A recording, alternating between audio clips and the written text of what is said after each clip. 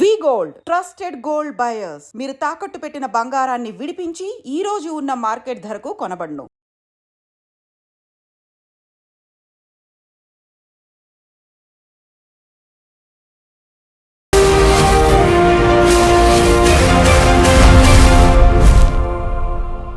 నమస్తే, welcome to iDream social spotlight with Kavitha. దేశవ్యాప్తంగా 244 జిల్లాల్లో రేపు మాక్ డ్రిల్ నిర్వహించనుంది కేంద్రం. 1971 తర్వాత రేపు మాక్ డ్రిల్ మొట్టమొదటిసారిగా జరగబోతోంది. ఒక రకంగా యుద్ధ మేఘాలు కమ్ముకున్నాయనేటువంటి సమాచారం ఎందుకని కలవరపెడుతోంది?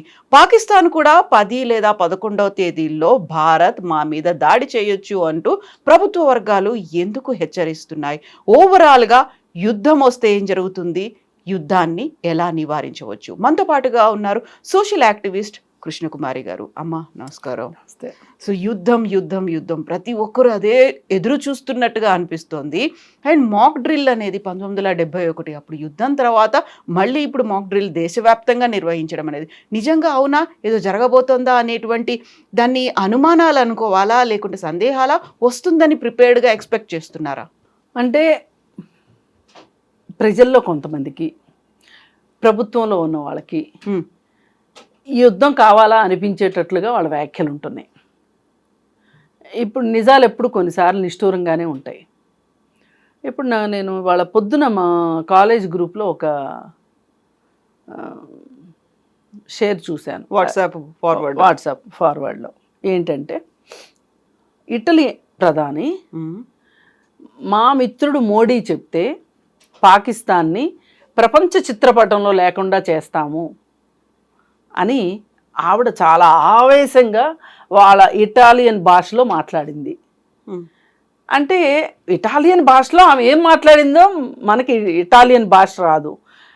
వాట్సాప్ యూనివర్సిటీలో కింద ఏం పెట్టారు, మా మిత్రుడు మోడీ చెప్తే ప్రపంచ పటంలో పాకిస్తాన్ లేకుండా చేస్తాము. అసలు ఇది వింటూ మీకేమనిపిస్తుంది? ఇంత ఉన్మాదం అవసరమా? దాన్ని ఇంత సంతోషంగా షేర్ చేసుకోవడం కరెక్టా? మన దేశానికి ఇంతమంది సంఘీభావం ప్రకటిస్తున్నారు, మనకు మద్దతుగా వీళ్ళందరూ వస్తున్నారు, పాకిస్తాన్ని తీసేద్దామంటున్నారు. నేనేమంటున్నా,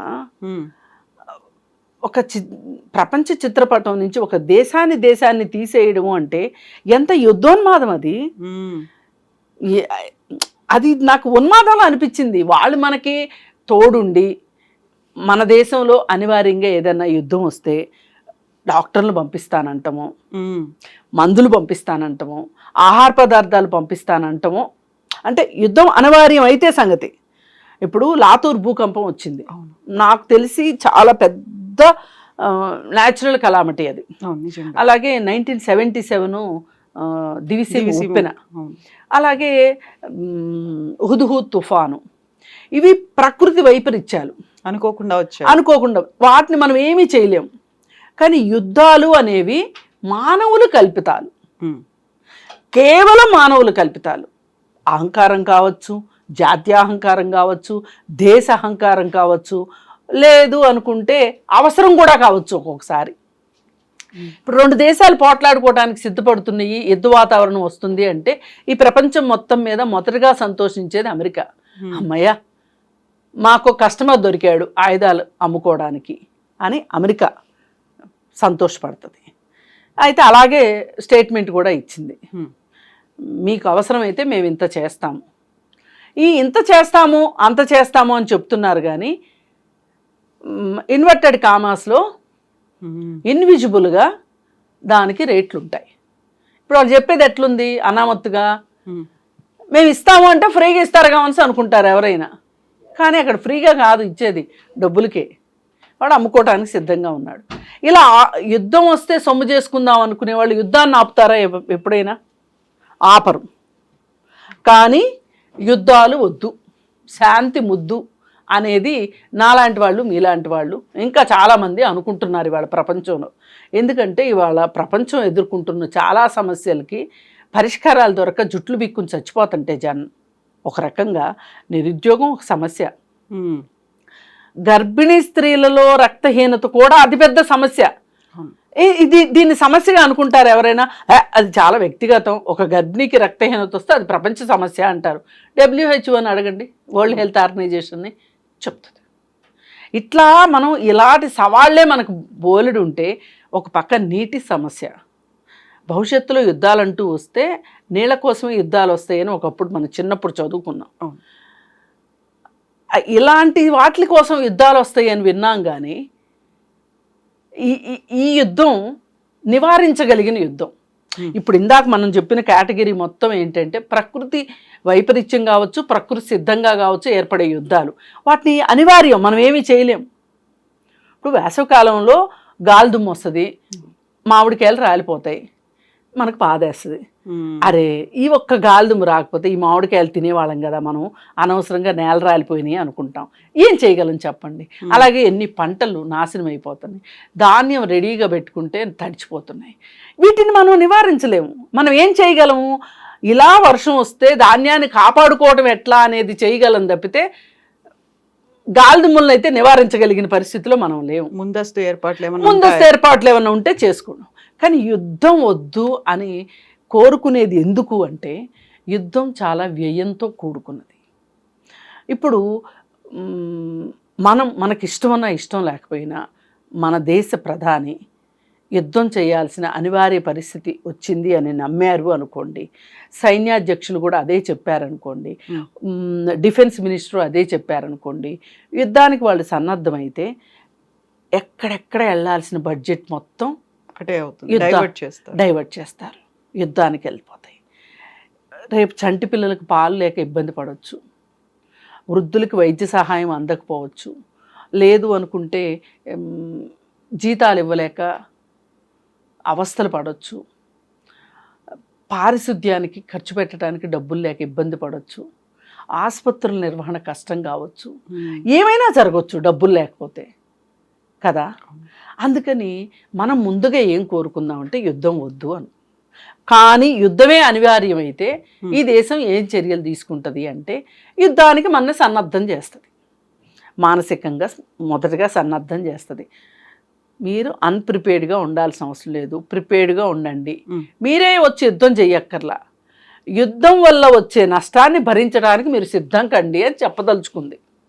అలాగే ఒకవేళ పాకిస్తాను మన పైన ఏమైనా మిస్సైల్స్ వేస్తే, అది మీ ఊర్లోనే పడితే, ఆ పడినప్పుడు మీరు ఏమి చర్యలు తీసుకోవాలి, ఏం జాగ్రత్తలు తీసుకోవాలి, ముందస్తు జాగ్రత్తలు ఏం తీసుకోవాలి అనేది చెప్పడం ఈ మాక్ డ్రిల్ యొక్క ఉద్దేశం. ఇప్పుడు ఎక్కడికక్కడ చెక్కింగ్స్ జరుగుతాయి గామన్సు. అలాగే యుద్ధం వస్తే ఒకవేళ ఏదన్నా పడితే అప్పుడు మీరు ఎట్లా పారిపోవాలి, ఎట్లా దాక్కోవాలి, మిమ్మల్ని మీరు వ్యక్తిగతంగా ఎలా రక్షించుకోవాలి. ఇప్పుడు పోలీసు వ్యవస్థ కూడా చాలా పనులు ఉంటాయి. ఆ పనుల్లో ప్రతి వ్యక్తికి ఒక పోలీసుని ఇవ్వలేరు కాబట్టి మీకు మీరు జాగ్రత్తగా ఉండటం ఎట్లా, ఇట్లాంటివన్నీ నేర్పిస్తారు. స్వీయ రక్షణ ఎలా చేసుకోవాలి అని. అప్పుడప్పుడు మనకి హోటల్స్లోనూ పెద్ద పెద్ద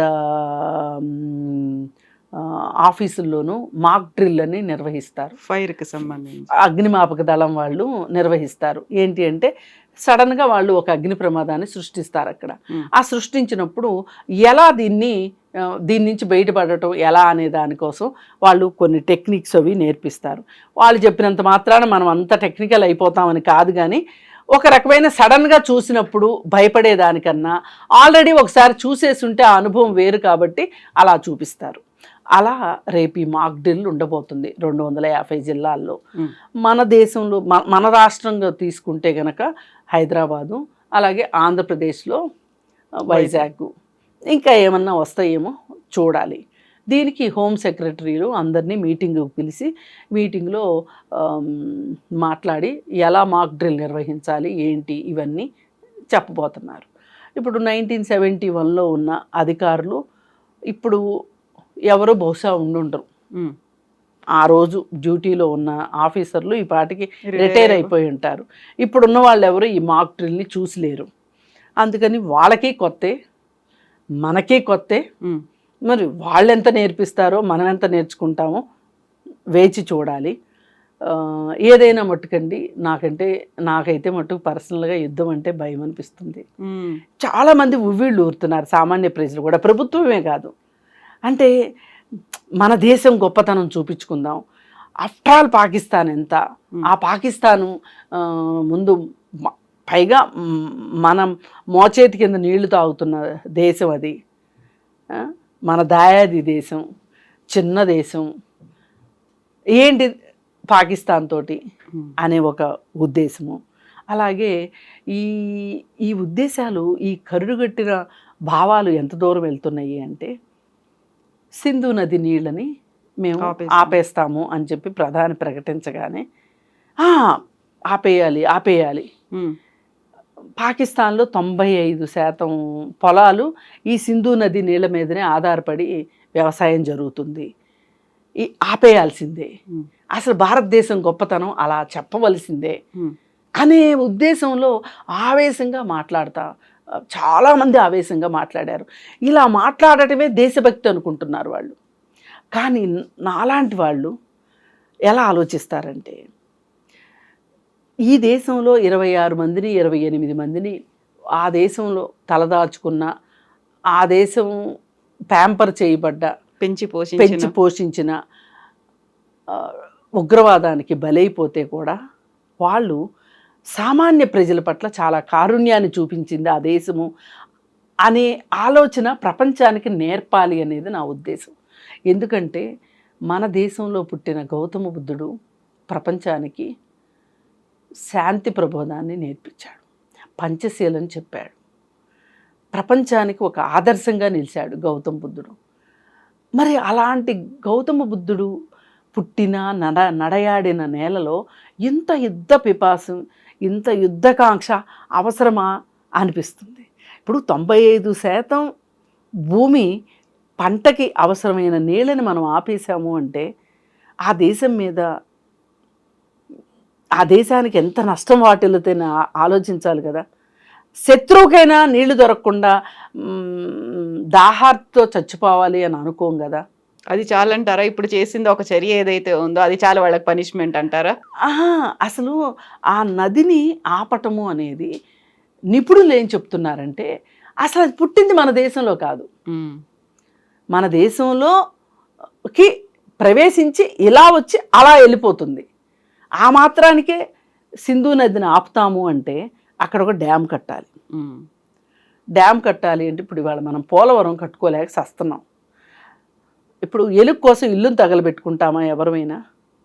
ఆయన ఏ ఉద్దేశంతో అన్నాడో తెలియదు, కానీ వీళ్ళు మట్టుకు నిజంగానే ఆపేసినట్టు కళ్ళగనేస్తున్నారు. దీనికి సమంత ప్లస్ సాయి పల్లవి వీళ్ళిద్దరూ ఏదో వాళ్ళదైన శైలిలో వాళ్ళు స్పందిస్తే ఇంకేముంది, మనకు ఒక మంచి ఆహారం దొరికింది, ఒక మేత దొరికింది అన్నట్లుగా వాళ్ళని, ఒక ఆమె అయితే వచ్చేసి బాటా చెప్పు పెట్టి కొడతాను, పారగాన్ చెప్పు పెట్టి కొడతాను అని మాట్లాడుతుంది.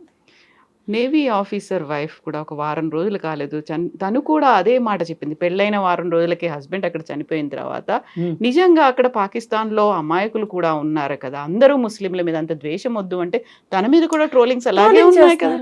ఏంటిది అసలు? మనం ఎందుకు ఇప్పుడు ఈ యుద్ధ పిపాస, ఈ యుద్ధ కాంక్ష ఏదైతే ఉందో మనల్ని ఆ విధంగా ఒక నిప్పుల కోళ్ళు మాదిరి తయారైపోతున్నాం మనం. ఇప్పుడు ఎవరైనా సరేనండి, మన శత్రువు బిడ్డ నీళ్లు లేక అలమటిస్తుంటే శత్రువు మీద కోపాన్ని ఆ బిడ్డ మీద చూపిస్తాము మనం. కాకపోతే అమ్మా అక్కడ ఇన్నేళ్లుగా 77 ఏళ్ళు అయిపోయి 78 ఏళ్ళకు మనకు స్వాతంత్ర్యం వచ్చింది అనుకున్నప్పుడు ఇన్నేళ్లుగా ప్రతిసారి అడపాదడపా చెప్పుకోదగ్గ స్థాయిలో అటాకులు అనేవి జరుగుతూనే ఉన్నాయి. అక్కడ సీజ్ ఫైర్ అనేది జరుగుతుంది, బార్డర్ని క్రాస్ చేసి మన దగ్గరకు వస్తున్నారు, కాశ్మీర్లో ఎలా రక్తసిక్తమైంది, కొంచెం అక్కడ శాంతి భద్రతలు నెలకొన్నాయి అనుకున్నప్పుడు ఒక 28 మందిని పొట్టన పెట్టు, ఇన్ని అవుతున్నప్పుడు వాళ్ళకి ఏం చెప్పాలి, సొల్యూషన్ అనేది ఏమి ఇవ్వాలి? పాకిస్తాన్కి ఒక 40,000 మందికి పైగా ఉగ్రవాదులు అక్కడ తలదాచుకున్నారు, బంకర్లలో ఉన్నారు అనుకున్నప్పుడు వారిని తుడుముట్టించాలి, లేదు పాకిస్తాన్కి తెలిసి వచ్చేలా చేయాలి. ఏం చేయాలంటారు? అదేనండి ఇక్కడ ప్రాబ్లం ఏంటంటే, ఇందాక చెప్పుకున్నట్లు మొదట్లో ఏ 2 దేశాల మధ్యలో ఉద్రిక్తత వస్తుంది అనగానే సంతోషపడిపోయే అమెరికా లాంటి దేశం ఉన్నప్పుడు అమెరికా లాంటి ఆయుధాలు తయారు చేసే ఒక దేశం ఉన్నప్పుడు ఇలానే ఉంటాయి. అసలు ఒక రకంగా అమెరికానే పెంచి పోషిస్తే ఈ విద్వేషాలని. దానికి తోడు ఇప్పుడు ఒక ప్రత్యేక పరిస్థితిలో మన దేశంలో ఈ సనాతనవాదం అని, హిందూవాదం అని, ఈ దేశభక్తికి జాతీయవాదానికి చాలా తేడా ఉంది. దేశభక్తి అందరికీ ఉండాలి, కానీ నా జాతే గొప్పది అని ఒక జాతీయవాదం, హిట్లర్ నేర్పిన జాతీయవాదాన్ని మట్టుకు మనం నేర్చుకోకూడదు. అలా నేర్చుకున్న వాళ్ళు ఏమైపోయారు చెప్పండి? హిట్లర్ కానీ, ముస్సోలినీ కానీ, వాళ్ళు జాత్యాహంకారంతో వాళ్ళు ఏం సాధించారు చెప్పండి? ఇప్పుడు కొరియా అతను ఉంటాడు, ఆ కిమ్మో టిమ్మో ఉంటాడు, నార్త్ కొరియా అతను. ఏం సాధిస్తారు వాళ్ళు? నేనే గొప్ప అంటే ఎలా అమ్మా? నేను గొప్ప అనుకోండి, నేను మాత్రమే గొప్ప అనుకోవద్దు. నేను గొప్ప అనుకుంటే తప్పు లేదు, నేను మాత్రమే అంటేనే తప్పు. నేను గొప్ప అనుకోవటం, నా దేశం గొప్ప అనేది దేశభక్తి కింద వస్తుంది. నా దేశమే గొప్పది, నేనే గొప్ప అనేది జాతీయవాదం కింద వస్తుంది. మనం దేశభక్తి ఉండటం తప్పు కాదు, దేశభక్తి ఉండాలి. కానీ ఇవాళ ఐక్యరాజ్య సమితి ఉంది మనకి. అక్కడ ఏమైనా వివాదాలు ఉంటే పరిష్కారానికి కూర్చొని మాట్లాడుకోవటం, ఒక శాంతి అనేది చాలా అవసరం. యుద్ధం మట్టుకు పరిష్కారం కాదు.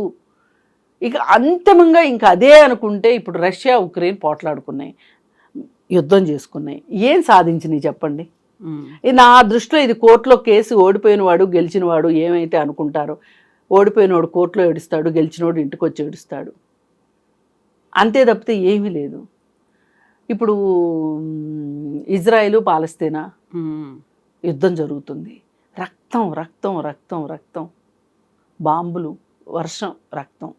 పిల్లలు కనీసం 15,000 మంది మినిమం చనిపోయారు. అసలు లెక్కల్లోకి రాని వాళ్ళు ఎంతమంది ఉన్నారు? హాస్పిటల్స్ తగలబెడుతున్నారు. ఇదివరకు యుద్ధం అంటే హాస్పిటల్ జోలికి వచ్చేవాళ్ళు కాదు, స్కూల్ జోలికి వచ్చేవాళ్ళు కాదు. అదే గుడి బడి అన్నట్లు, హాస్పిటల్ అంటే గుడి అన్నట్లు బడి. ఇప్పుడు అది ఇది కూడా పోయాయి. అందుకని నా ఉద్దేశం, ఎవరైనా ఒకళ్ళు ఇలా పోట్లాడుకోవడం కరెక్ట్ కాదు. పాకిస్తాన్ సామాన్య పౌరులు ఏమని పాపం చేశారు వాళ్ళ మీదకి వెళ్ళడానికి అనే వాళ్ళ భావనను కూడా బయట పెట్టనివ్వండి. మీరు ఎలా అయితే మీ విద్వేష భావన చెప్పుకుంటున్నారో, వాళ్ళకి కూడా వాళ్ళ భావనని చెప్పే హక్కు ఉంది. మీరెందుకు అసలు అంతలా ఆ అమ్మాయి, ఆ నేవీ ఆఫీసర్ వైఫ్, ఆమె అన్నింది ఏంటి? ఎవరైతే నా భర్తను చంపారో వాళ్ళకి శిక్ష పడాలి, కానీ అందరికీ శిక్ష పడటం కరెక్ట్ కాదు అన్నది. తప్పే లేదు. చిన్న అమ్మాయి, 25 ఏళ్ళ అమ్మాయి. ఆ అమ్మాయికి ఉన్న ఆలోచన, ఒక పక్క భర్త పోయిన దుఃఖంలో ఉన్న అమ్మాయి, ఆ అమ్మాయి అంత వివేకంతో, విచక్షణతో ఆలోచిస్తుంది అంటే, మనకు ఆ వివేచన విచక్షణ లేకపోతే ఎట్లా చెప్పండి? వివేకం లేకపోతే. అయితే ఫైనల్గా నేను చెప్పదలుచుకునేది, యుద్ధం అంటే అదేదో సంతకెళ్ళి సరుకులు కొనుక్కొచ్చుకున్నంత సంబరం అయితే కాదు. లేదు అభిమాన హీరో సినిమా చూడడానికి చొక్కాలు చింపుకుని టిక్కెట్లు కొనుక్కున్నంత ఈజీ అయితే కాదు. ఎవరైనా సరే యుద్ధం కావాలి, యుద్ధం చెయ్యాలి అనేవాళ్ళు వీళ్ళని మట్టుకు, ఎవరైతే అంటున్నారో వాళ్ళని మట్టుకు యుద్ధానికి పంపించాల్సిందే. ఇంట్లో కూర్చొని సోషల్ మీడియాలో వాదిస్తే కాదు. చక్కగా బఠానీలు తింటూ, టీవీ చూస్తూ, కాలక్షేపం చేస్తూ యుద్ధం చేయాలి అనడము, వాట్సాప్ మెసేజ్లు పెట్టడం, ఫేస్బుక్లో పోస్టులు పెట్టడం కాదు కావాల్సింది. మీకు నిజంగా ఉంటే గనక, మీకు నిజంగా దేశభక్తి ఉంటే వెళ్ళండి, బోర్డర్కి వెళ్ళండి. కనీసం సైనికులకి మంచినీళ్ళు పోయండి, కట్లు కట్టండి, వాలంటీర్లు అన్నా అవ్వండి కనీసం, మీరు యుద్ధం చేయలేకపోయినా. అంతేగాని కబుర్లు చెప్పటం చాలా ఈజీ, పెదాల మీద పప్పలు పండించటం చాలా ఈజీ. అందుకని మనం ముందుగా యుద్ధం వల్ల ఇన్ని అనర్థాలు ఉన్నాయి కాబట్టి, యుద్ధానికి సన్నద్ధం కండి అనేదానికన్నా యుద్ధాన్ని నివారించడం ఎలా అనే దాని మీద మనం ఫోకస్ పెట్టుకోవాలి. కానీ అనివార్యమైనప్పుడు మట్టుకు మన వంతు సాయం మనం దేశానికి చేయవలసిందే. ఇప్పుడు అందరూ వెళ్ళి యుద్ధంలో పార్టిసిపేట్ చేస్తారని కాదు కదా. యుద్ధం వల్ల వచ్చే సైడ్ ఎఫెక్ట్స్ని భరించడం కూడా ఒక రకంగా యుద్ధంలో పాల్గొన్నట్లే. రేపటి నుంచి మనకి సకాలంలో గ్యాస్ వస్తుందా రాదా, కూరగాయ నిత్యావసర వస్తువులు సరిగా దొరుకుతాయా దొరకవా, మరి ఆ దొరికిన వస్తువుల్ని జాగ్రత్త పెట్టుకోవటం ఎట్లా, వృధా చేయకుండా ఉండటం ఎట్లా, ఇవన్నీ కూడా మనం నేర్చుకోవాల్సిన అవసరం ఉంది. ఎస్ అమ్మా, థ్యాంక్ యూ సో మచ్ అమ్మా. Thank you, thank you. నిజంగా ప్రస్తుతం ఉన్నటువంటి సమాజం దేనికి ప్రయారిటీ ఇస్తుంది? ఆర్థిక సంబంధాల చుట్టూ మాత్రమే తిరుగుతోంది. మళ్ళీ ఎన్నికలంగానే చాలా విరక్తి కలుగుతున్నాం. మంచి అనిపిస్తుంది కదా, లేడీస్ కూడా ఛాలెంజింగ్ జాబ్స్ చేసినప్పుడు చాలా బాగుంటది. ట్రాఫిక్ అసిస్టెంట్స్ గా నియమించిన ట్రాన్స్జెండర్స్ అందరితో సాల్యూట్ చేయించుకుంటున్నారు. ఫుడ్ డెలివరీ ఇవ్వటానికి వెళ్ళినటువంటి డెలివరీ బాయ్ అనిల్ పై కళ్ళ ముందు